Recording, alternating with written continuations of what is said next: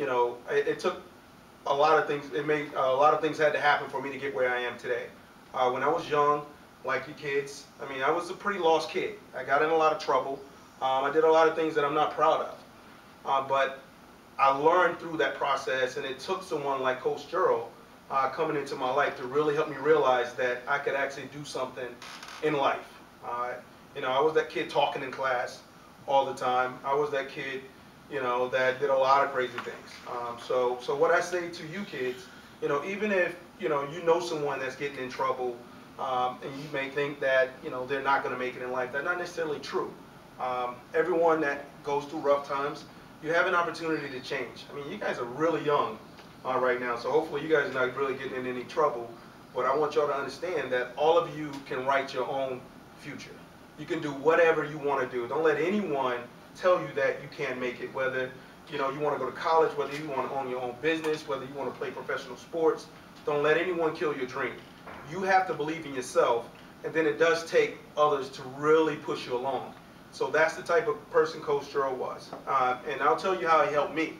I used to hang out, with a lot of kids that did a lot of bad things. I was part of that. I mean, not saying they influenced me. I was a part of it, and we would get in trouble.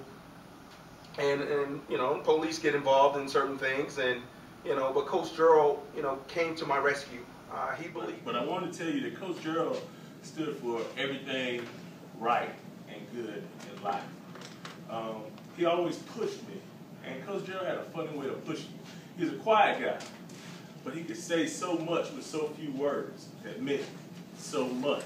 And he always told me, I got big expectations for you. And this is a guy from Mullins pushing me, a young man from Marion, and telling me he had big expectations for me. So when I became a teacher and coach, he was like, look, how long are you going to do that? I said, Coach, I can do this forever until I retire. He said, don't be satisfied with just being a teacher and a coach. So I went back to school, got my master's, became an assistant principal. And actually I started at an elementary school like this in Laurinburg, North Carolina. And we used to, we always talk. The biggest thing I miss about Coach Gerald is I found myself picking up my phone and putting it down. Because we used to, even if it wasn't a quick text, a quote, read this scripture, read this book, he used to always hit me up with some knowledge. So that part's been real hard. But as I became an assistant principal, Coach Gerald was an assistant principal at one time. He was coaching, he was an assistant principal. And he used to challenge me. He said, if you become a principal, you actually can run a school, so you actually control how many kids are successful. Coach Gerald had this thing where he wanted everybody to be successful. Not just some kids, not just the 50% of the kids. He actually believed that every child could be successful if you had the right people around. I call him, he created a village in Mullins. I used to watch his house, his surroundings, the way he brought his players together. It was like a safety net. He just taught them inside that net. And he had all these characters coming in and out of their lives. Even when they weren't around, somebody was watching them. So he had a safety net. So I went back to school, became a principal.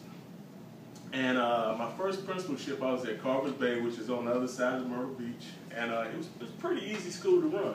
It was just a lot of high demographics. I enjoyed it, but how many of you know the Gathers boys that play in the NFL? All three of them play in the NFL. I had all three of them at Carver's Bay High School. So it was that type of school. Coach Gerald used to challenge me. He said, you need to push yourself to really make yourself uncomfortable to see how good you can be. And I didn't really understand it. I don't say I didn't understand it. I didn't want to understand it. Because you never want to be uncomfortable. Like, all of you have a comfort level. Everybody's comfortable in doing what they're good at. So the Lower Richland job came over. How many of you ever heard of Lower Richland High School? A long time ago, Lower Richland was like the crown jewel of Columbia. It was 50% black, 50% white. Everybody wanted to go there. And they had this great basketball program, boys and girls, and football. JoJo English, Stanley Roberts, girls have won like 7 state championships. So it had this tradition. But when I got to Lower Richland, it was actually one of the 5 worst high schools in South Carolina. And Coach Gerald challenged me. He said, look, you can make your mark at Lower Richland. Because now I need to see what you're all about. And the great thing about it is, and I tell people this and they don't believe me, because people always ask me now, last year at Lower Richland, we led district a scholarship, 17.8 million, first time it's ever happened at Lower Richland High School.